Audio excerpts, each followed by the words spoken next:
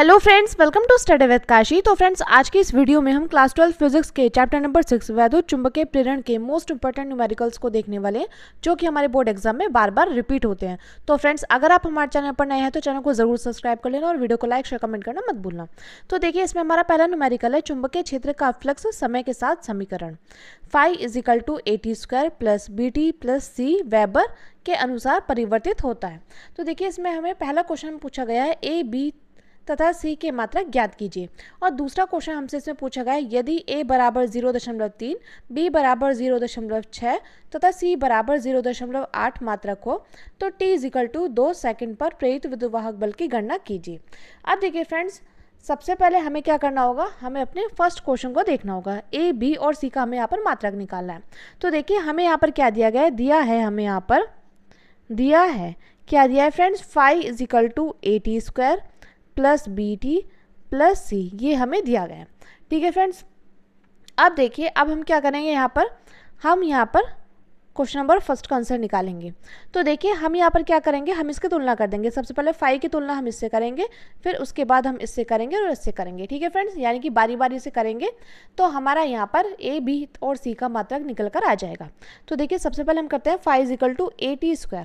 अब देखिए, फाई क्या है, यहाँ पर फाई है चुंबकीय फ्लक्स, और चुंबकीय फ्लक्स का मात्रक क्या होता है, वेबर होता है। ठीक है फ्रेंड्स, तो देखिए यहाँ पर हम क्या करेंगे, ये AT² के साथ गुणा में, तो बराबर की दूसरी तरफ जाएगा, ये चला जाएगा भाग में, यानी कि हो जाएगा इस प्रकार से, यानी कि A बराबर हो जाएगा 5/T²। अब देखिए, हम जानते हैं फाई का मात्रक क्या होता है, फाई का मात्रक होता है वेबर। और बात करें समय का मात्रक क्या होता है, सेकंड होता है। यानी कि देखिए, A का मात्रक हमारा आ जाएगा, हम यहाँ पर लिख सकते हैं वेबर प्रति सेकंड स्क्वायर। ठीक है फ्रेंड्स, तो देखिए, ये हमारा किसका मात्रक निकल कर आ गया है, ये हमारा A का मात्रक निकल कर आ गया है। A का मात्रक आ गया है हमारा, A का मात्रक वेबर प्रति सेकंड स्क्वायर। ठीक है फ्रेंड्स, मैं उम्मीद करती हूँ आपको अच्छे समझ में आ गया होगा। अब देखिए, इसी प्रकार हम क्या करेंगे, फाई इजिकल टू BT कर देंगे। तो देखिए, यहाँ पर क्या आ जाएगा, यहाँ पर आ जाएगा हमारा 5/T इजिकल टू B। अब देखिए, यहाँ पर यानी कि इसका मात्रक क्या हो जाएगा, फाई का है वेबर, और देखिए T का क्या है, यानी कि समय का होता है सेकंड।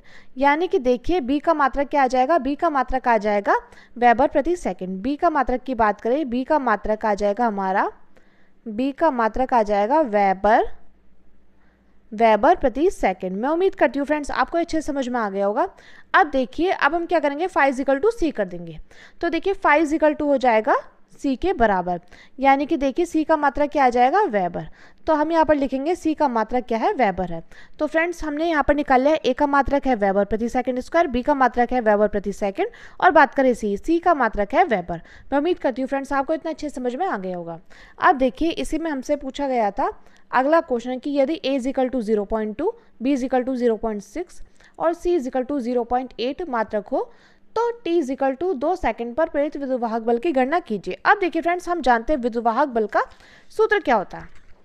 तो देखिए, विद्युतवाहक बल का सूत्र क्या होता है, विद्युतवाहक बल का सूत्र होता है हमारा, यहाँ पर सेकंड ऑप्शन डाल लेते हैं, इजिकल टू होता है -d∅/dt। और यहाँ पर फाई की वैल्यू क्या दी गई है, फाई की वैल्यू दी गई है हमें यहाँ पर, फाई इजिकल टू दिया गया है AT² plus BT plus C। ठीक है फ्रेंड्स, तो देखिए, हम यहाँ पर कर देंगे E इजिकल टू -d/dt, और यहाँ पर आ जाएगा AT² plus BT plus C। तो देखिए फ्रेंड्स, हम इसका क्या करेंगे, हम इसका अवकलन कर देंगे। तो जब हम इसका अवकलन करेंगे तो यहाँ पर क्या आ जाएगा, यहाँ आ जाएगा E इजिकल टू, अब देखिए इसका अवकलन करेंगे तो कितना आ जाएगा, इसका अवकलन करेंगे तो आ जाएगा हमारा 2AT, और देखिए BT का अवकलन करेंगे आ जाएगा B, क्योंकि देखिए T के सापेक्ष हो जाएगा ना, तो फिर यहाँ पर आ जाएगा B। और देखिए, अचर पद का अवकलन क्या होता है, 0 होता है, यानी कि यहाँ पर आ जाएगा हमारा E is equal to -2AT plus B। अब देखिए, अब हम क्या करेंगे, यहाँ पर हम वैल्यू पुट कर देंगे। तो T बराबर कितना दिया गया है, T बराबर दिया गया है 2 सेकंड। ठीक है फ्रेंड, 2 सेकंड दिया गया, तो इजिकल टू क्या हो जाएगा, इजिकल टू हो जाएगा हमारा -2। अब देखिए, A की वैल्यू कितनी दी गई थी, 0.3, और देखिए T की वैल्यू क्या है, 2 है, और B की वैल्यू कितनी दी गई थी, 0.6। ठीक है फ्रेंड्स, तो देखिए, ये आ जाएगा हमारा 2 की गुणा 2 में करेंगे आ जाएगा 4, 4 की गुणा 0.3 में करेंगे आ जाएगा 1.2। अब देखिए, प्लस 0.6 ऐसा का ऐसी, यानी कि इसको जोड़ेंगे कि तो कितना आ जाएगा, 1.8 वोल्ट। मैं उम्मीद करती हूँ फ्रेंड्स आपको ये अच्छे समझ में आ गया होगा। तो देखिए फ्रेंड्स, ये क्वेश्चन आपसे बोर्ड एग्जाम में डायरेक्टली 3 मार्क्स का पूछा जाता है। अब देखिए फ्रेंड्स, हमारा अगला क्वेश्चन है, अगला क्वेश्चन है, एक कुंडली का स्वप्रेरण गुणांक 40 मिली हेनरी है।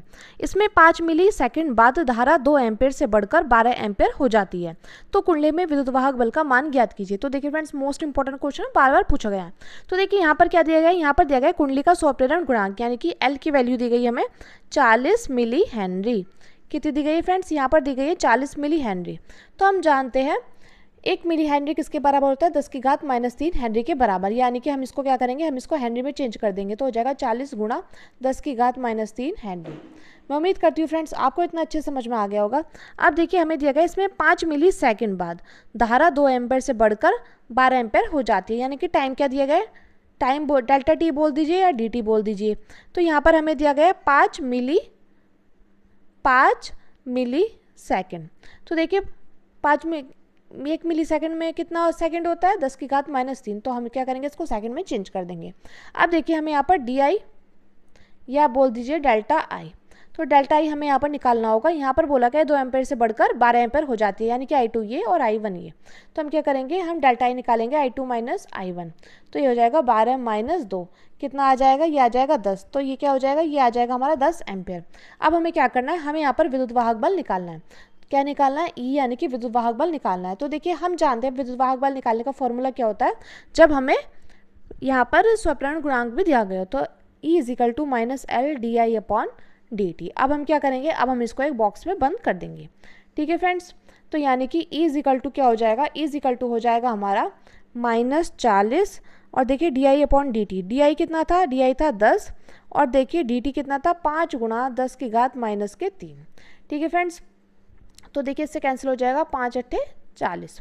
अब देखिए इजिकल टू हो जाएगा हमारा, यहाँ पर क्या है, सॉरी फ्रेंड्स, यहाँ पर क्या, हम यहाँ पर 10 की घात -3 लगाना भूल गए, तो यहाँ पर कर देते हैं 10 की घात -3। तो इससे ये कैंसिल हो जाएगा। अब 8 की गुणा अगर हम 10 के साथ करेंगे कितना आ जाएगा 80, यानी कि विद्युत वाहक बल का मान निकल कर आ गया 80 वोल्ट। मैं उम्मीद करती हूँ फ्रेंड्स आपको ये क्वेश्चन अच्छे समझ में आ गया होगा। और फ्रेंड्स मैं आपको जितने भी क्वेश्चन करा रही हूँ ये वो क्वेश्चन है जो कि हर साल पूछे जाते हैं। तो फ्रेंड्स अगर आप हमारे चैनल पर नए हैं तो चैनल को जरूर सब्सक्राइब कर लेना और वीडियो को लाइक शेयर कमेंट करना मत भूलना। तो देखिए फ्रेंड्स अगला क्वेश्चन है अब हमारा, देखिए अगला क्वेश्चन है, एक कुंडली का क्षेत्रफल 100 सेंटीमीटर स्क्वायर तथा इसमें 500 फेरे हैं। यदि कुंडली के तल के लंबवत चुंबकीय क्षेत्र 0.1 सेकंड में 0.2 वेबर प्रति मीटर स्क्वायर से घटकर 0 हो जाता है तो कुंडली में प्रेरित विद्युत बल का औसत मान ज्ञात कीजिए।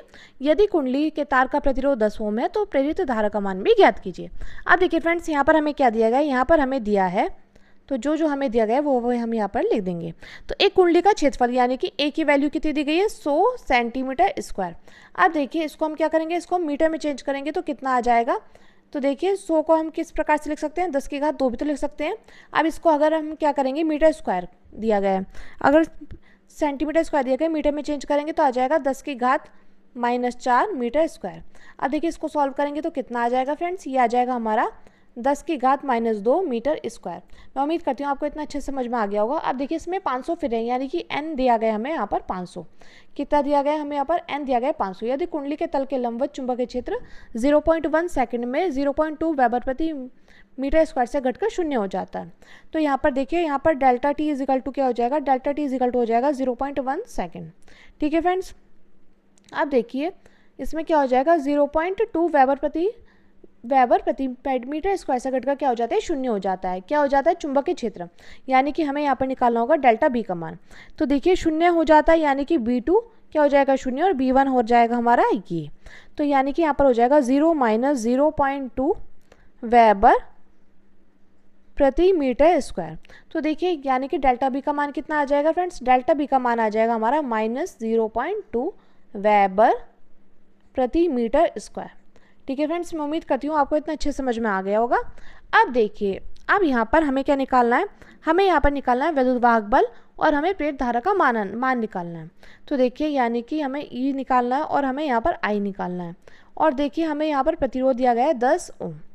अब देखिए अब हम यहाँ पर क्या करेंगे, हम यहाँ पर सबसे पहले फाई की वैल्यू निकालेंगे। क्या निकालेंगे, हम यहाँ पर चुंबकीय क्षेत्र बी के बदलने पर चुंबकीय फ्लक्स में परिवर्तन निकालेंगे। क्या निकालेंगे, चुंबकीय फ्लक्स में परिवर्तन। तो देखिए हम सबसे पहले क्या करेंगे, डेल्टा फाई निकाल लेंगे। तो देखिए निकालने का फॉर्मूला क्या होता है, डेल्टा बी ए कॉस थीटा। अब देखिए यहाँ पर क्या है, यहाँ पर एक कुंडली है, ये क्या है, ये हमारी कुंडली है। ये कुंडली क्या है, इस कुंडली में चुंबकीय क्षेत्र क्या है, बी है। अब इस तल के लंबवत क्या है, अभिलंब बी है, ए है। अब देखिए यहाँ पर चुंबकीय क्षेत्र और ए क्या है, ए की दिशा में है। तो यहाँ पर थीटा इजिकल टू क्या हो जाएगा, थीटा इजिकल टू हो जाएगा यहाँ पर 0 डिग्री। जब क्या हो, ए की दिशा में हो, ए की दिशा में हो यहाँ पर, तो यहाँ पर क्या हो जाएगा, 0 डिग्री हो जाएगा। तो यानी कि कॉस 0 डिग्री की वैल्यू क्या होती है, 1 होती है। यानी कि डेल्टा बी ए हो जाएगा हमारा कॉस 0 डिग्री, और कॉस 0 डिग्री की वैल्यू होती है 1। तो डेल्टा बी ए, तो डेल्टा बी की वैल्यू क्या है, डेल्टा बी की वैल्यू है 0.-0.2 वेबर प्रति मीटर स्क्वायर। अब देखिए ए की वैल्यू क्या है, ए की वैल्यू हमारी यहाँ पर 10⁻²। ठीक है फ्रेंड्स, तो देखिए यहाँ कितना हो जाएगा, ये हो जाएगा हमारा डेल्टा फाई निकल कर आ गया है -0.2 इंटू 10⁻² वेबर लिख सकते हैं हम इसको। ठीक है फ्रेंड्स, अब हम यहाँ से क्या करेंगे, हम यहाँ से निकाल लेंगे अपना विद्युत वाहक बल। तो इसका फॉर्मूला होता है E = -डेल्टा फाई अपॉन में डेल्टा टी, ये होता है हमारा इसका फॉर्मूला। ठीक है फ्रेंड्स, तो E = हो जाएगा हमारा, डेल्टा फाई क्या है, डेल्टा फाई हमारा -0.2 इंटू 10⁻²। और बात करें डेल्टा टी की वैल्यू कितनी है, डेल्टा टी की वैल्यू हमारी 0.1 सेकेंड। तो देखिए 0.1 सेकेंड। अब देखिए माइनस माइनस क्या हो जाएगा, प्लस, यानी कि इजिकल टू हो जाएगा हमारा उस पॉइंट से ये पॉइंट कैंसिल। तो ई कितना हो जाएगा, 2 × 10⁻²। कितना हो जाएगा फ्रेंड्स, ये हो जाएगा हमारा 2 × 10⁻²। देखिए फ्रेंड्स यहाँ पर एक दिक्कत हो गई है। यहाँ पर देखिए हमने यहाँ पर क्या किया, हमें यहाँ पर कुंडली में फेरों की संख्या भी दी गई है, यानी कि फॉर्मूले में हो जाएगा इजिकल टू -n, और ये हो जाएगा। तो फेरों की संख्या कितनी है, 500 है। ठीक है, कितनी है फ्रेंड्स, 500 है। तो यहाँ पर हम क्या करेंगे, 500 से गुणा कर देंगे, तो आ जाएगा 5 दूनी 10। यहाँ पर आ जाएगा 10⁻³ आ जाएगा, यहाँ पर 10⁻², यानी कि यहाँ पर आ जाएगा 10 वोल्ट। यानी कि विद्युत वाहक बल का मात्रक क्या निकल कर आ गया फ्रेंड्स, 10 वोल्ट निकल कर आ चुका है। मैं उम्मीद करती हूँ फ्रेंड्स आपको इतना अच्छे समझ में आ गया होगा। अब देखिए, अब हमें निकालना होगा यहाँ पर प्रेरित धारा का मान। तो प्रेरित धारा का मान कैसे निकालेंगे फ्रेंड्स, हम जानते हैं हमारा फॉर्मूला होता है E = I = E/R। तो E का मान क्या है, 10 है, R का मान कितना है, 10 ओम। यानी कि हमारी प्रेरित धारा की दिशा क्या, धारा कितनी निकल कर आ गई है, 1 एम्पेयर निकल कर आ गई है। तो मैं उम्मीद करती हूँ फ्रेंड्स आपको ये क्वेश्चन अच्छे समझ में आ गया होगा। तो हमने निकाला है यहाँ पर धारा का मान, धारा का फॉर्मूला होता है I = E/R। तो यहाँ पर हमें धारा निकल कर आ गई है 1 एम्पेयर, और यहाँ पर विद्युत वाहक बल निकल कर आ गया है 10 वोल्ट। मैं उम्मीद करती हूँ फ्रेंड्स आपको ये क्वेश्चन अच्छे समझ में आ गया होगा। और देखिए फ्रेंड्स, ये क्वेश्चन ऐसा है जो कि आपके बोर्ड एग्जाम में डायरेक्टली 5 मार्क्स का पूछा गया है। अब देखिए अगला हमारा मोस्ट इंपॉर्टेंट क्वेश्चन है।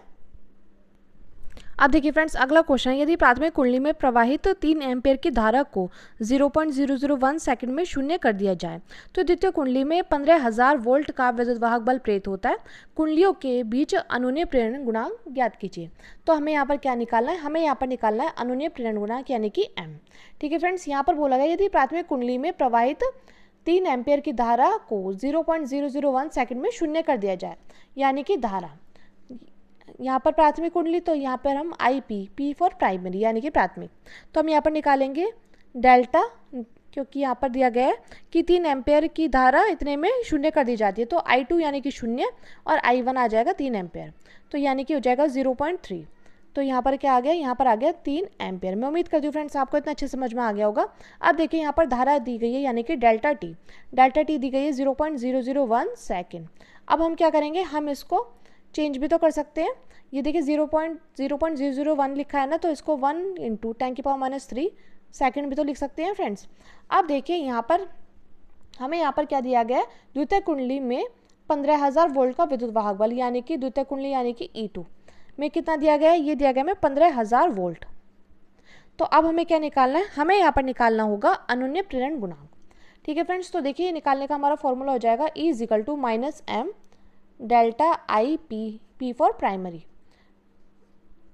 Upon delta T. तो देखिए हम इसको क्या करेंगे, एक बॉक्स में बंद कर लेंगे। अब हम अपनी वैल्यूज़ को यहाँ पर पुट कर देंगे, तो इजिकल टू हो जाएगा हमारा, यहाँ पर देखिए E की वैल्यू क्या है, E की वैल्यू है 15,000। कितनी है फ्रेंड्स, 15,000। कितनी है, 15,000। अब देखिए M की वैल्यू तो हमें निकालनी है। डेल्टा P क्या है, डेल्टा P है -3, और डेल्टा T की वैल्यू कितनी है, 1 × 10⁻³ ठीक है फ्रेंड्स। और देखिए माइनस माइनस क्या हो जाएगा, प्लस हो जाएगा, यानी कि 15,000 बराबर हो जाएगा हमारा 3M अपॉन में 10⁻³ अब देखिए, अब हम क्या करेंगे, इसकी हम क्रॉस मल्टीप्लाई कर देंगे। क्या कर देंगे फ्रेंड्स, इसकी हम कर देंगे क्रॉस मल्टीप्लाई। तो देखिए ये इसके नीचे एक मान लेंगे, ये इसके साथ चला जाएगा, तो 15,000 गुणा 10 की घात -3। अब देखिए आ जाएगा 3m। तो देखिए m के साथ ये गुणा में, तो बराबर के दूसरी तरफ जाएगा, ये चला जाएगा भाग में, यानी कि हो जाएगा 15,000 गुणा 10 की घात -3 बटे में 3। ये कितनी बार में जाएगा, 3 पंजे 15, 0 0। यानी कि देखिए यहाँ पर कितना आ जाएगा, यहाँ आ जाएगा हमारा 3 पंजे 15 और ये आ जाएगी 3 0। तो देखिए ये था 5 गुणा 5,000, तो हम 5 गुणा 10 की घात 3 में तो लिख सकते हैं इसे, ये 10 की घात -3, इससे ये कैंसिल हो जाएगा। यानी कि देखिए हमारा जो अनुने प्रेरण गुणांक आ गया 5 हेनरी। मैं उम्मीद करती हूँ फ्रेंड्स आपको ये क्वेश्चन अच्छे समझ में आ गया होगा। अब देखिए फ्रेंड्स अगला क्वेश्चन हमारा, अब देखिए फ्रेंड्स अगला क्वेश्चन हमारा 1 गुणा 10 की घात -9 कूलाम से आवेशित कण चुंबकीय क्षेत्र B = इतना दिया गया टेस्ला में। V यानी कि यहाँ पर हमें यहाँ पर वेग दिया गया है, कितना दिया गया है, ये दिया गया है हमें V = -75 I cap plus 100 J cap metre प्रति सेकंड से प्रवेश करता है, तो कण पर लगने वाले चुंबकीय बल का परिमाण व दिशा ज्ञात कीजिए। अब देखिए फ्रेंड्स इस वाले क्वेश्चन पर आप स्टार लगा लीजिएगा, क्योंकि क्वेश्चन बहुत बार पूछा गया है। यहाँ पर देखिए Q की वैल्यू दी गई है हमें, यहाँ पर Q = 1 गुणा 10 की घात -9 कूलाम। अब देखिए B की वैल्यू कितनी दी गई है, B की वैल्यू दी गई है 4 I cap plus 3 J cap, ये दी गई है टेस्ला। ठीक है फ्रेंड्स, अब देखिए हमें यहाँ पर दिया गया है वेग V = -75 I cap plus 100 J cap. ठीक है फ्रेंड्स, मीटर प्रति सेकंड। अब हमें क्या निकालना है, हमें यहाँ पर चुंबकीय बल का परिमाण और दिशा निकालनी है। क्या निकालना है फ्रेंड्स, यहाँ पर निकालना है चुंबकीय बल का परिमाण, चुंबकीय बल का परिमाण व दिशा क्या करनी है, हमें यहाँ पर ज्ञात करनी है। ठीक है, ये हमें नहीं पता। तो देखिए हम जानते हैं हमारा एक फॉर्मूला होता है, हमारा फॉर्मूला होता है F = Q ब्रैकेट में V × B। तो देखिए फ्रेंड्स अब हम क्या करेंगे, हम यहाँ पर इन दोनों के आपस में मल्टीप्लाई कर देंगे। ठीक है फ्रेंड्स, क्योंकि यहाँ पर हमें चुंबकीय बल का परिमाण और दिशा निकालनी होगी। तो देखिए ये हो जाएगा हमारा वेक्टर V × वेक्टर B। तो देखिए जब इसके मल्टीप्लाई करेंगे तो यहाँ पर क्या आ जाएगा, यहाँ हम लिख देंगे I J K। ठीक है, अब देखिए यहाँ पर देखिए I की जगह क्या दिया गया, 4, सॉरी पहले हम इसका करेंगे V का, क्योंकि हम V, तो देखिए यहाँ पर आ जाएगा -75। अब देखिए J की जगह है 100 और देखिए K की जगह कुछ भी नहीं है। इसी प्रकार देखिए यहाँ पर B की जगह 4, यहाँ पर 3 और यहाँ पर 0। अब हम क्या करेंगे, इनके आपस में गुणा कर देंगे। तो सबसे पहले हम लिखेंगे I कैप। तो देखिए इसमें क्या होगा, यहाँ पर है -75, तो इसकी गुणा इसके साथ करेंगे और इसकी गुणा करेंगे इसके साथ, कितना आ जाएगा यहाँ पर 0, क्योंकि 100 की गुणा 0 के साथ करेंगे 0 और 3 की गुणा 0 के साथ करेंगे, कितना आ जाएगा, 0 आ जाएगा। इसी प्रकार देखिए यहाँ पर आ जाएगा हमारा -J कैप। अब इसकी गुणा इसके साथ करेंगे 0, इसकी गुणा इसके साथ करेंगे, कितना आ जाएगा, 0। अब देखिए प्लस का K कैप। अब देखिए इसकी गुणा इसके साथ करेंगे, कितना आ जाएगा, -75 की गुणा 3 के साथ करेंगे, आ जाएगा -225। अब देखिए इसकी गुणा इसके साथ करेंगे, आ जाएगा हमारा -400। तो देखिए यहाँ पर आ जाएगा हमारा vector B × vector B = -625 K cap. ठीक है फ्रेंड्स, मैं उम्मीद करती हूँ आपको इतना अच्छे समझ में आ गया होगा। अब हम क्या करेंगे, हम यहाँ पर वैल्यू को पुट कर देंगे। अब Q की वैल्यू कितनी दी गई थी हमें, Q की वैल्यू दी गई थी 1 × 10⁻⁹ और देखिए इसकी वैल्यू क्या आ गई है, इसकी वैल्यू आ गई है -625 K कैप। ठीक है फ्रेंड्स, तो यानी कि यहाँ पर हो जाएगा हमारा, यहाँ पर हो जाएगा -625 × 10⁻⁹ K कैप। अब देखिए अब हम क्या करेंगे, इसको अगर हम पॉइंट में चेंज करें, यहाँ पर अगर हम पॉइंट लगा दें 6.25 × 10⁻, तो आ जाएगा 2 × 10⁻⁹। अब ये प्लस, ये माइनस, प्लस माइनस क्या होता है, माइनस, लेकिन साइन आएगा बड़ी डिजिट का, यानी कि आ जाएगा हमारा यहाँ पर माइनस के साथ, 10 की घात माइनस के साथ, तो आ जाएगा -6.25 गुणा 10 की घात -7 के। और देखिए बल का मात्रक क्या होता है, बल का मात्रक होता है न्यूटन। अब देखिए तो यहाँ पर हमारा चुंबकीय कण पर लगने वाले चुंबकीय बल का परिमाण निकल कर आ गया है। ये क्या आ गया फ्रेंड्स, ये आ गया हमारा परिमाण। ठीक है, अब देखिए मैं आपको समझाने के लिए बता दूं कि ये क्या है, ये हमारा x अक्ष, ये y अक्ष, सॉरी ये x अक्ष है, ये y अक्ष है, ये x अक्ष है और ये हमारा z अक्ष। ठीक है फ्रेंड्स, क्योंकि हमें क्या निकालनी, हमें यहाँ पर दिशा निकालनी होगी। तो देखिए यहाँ पर हमारी क्या, इसके अनुदिश क्या I प्रवाहित हो रही है, इसके अनुदिश क्या हो रही है J, और इसके अनुदिश हो जाएगी K। ठीक है फ्रेंड्स, इसके अनुदिश क्या होती है J। तो यहाँ पर क्या हो जाएगा, यहाँ पर क्या हो जाएगा, हम जानते हैं I मल्टीप्लाई J क्या होता है, K के बराबर होता है, और K इंटू I किसके बराबर होता है, J के बराबर होता है, और J into K is equal to K इसके बराबर होता है I के बराबर। लेकिन J और I क्या हो जाएगा, माइनस K के बराबर हो जाएगा। ठीक है फ्रेंड्स, किसके बराबर हो जाएगा, माइनस K के बराबर हो जाएगा।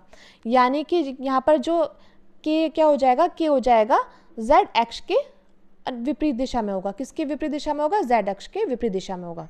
देखिए यहाँ पर मैं आपको समझाने के लिए बता दूं कि देखिए यहाँ पर देख लेते हैं, यहाँ देखिए यहाँ पर अगर हम करेंगे I इंटू J तो किसके बराबर हो जाएगा, K कैप के बराबर हो जाएगा। और अगर हम करेंगे K इंटू I किसके बराबर हो जाएगा, ये J के बराबर हो जाएगा।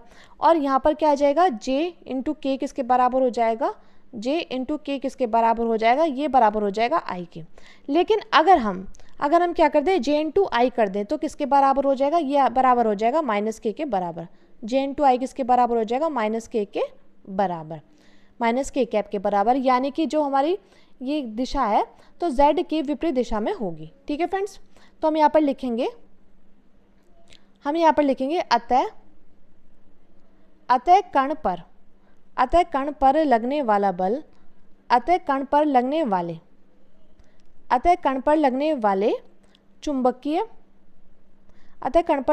चुंबकीय बल का परिमाण, अतः कण पर लगने वाले चुंबकीय बल का परिमाण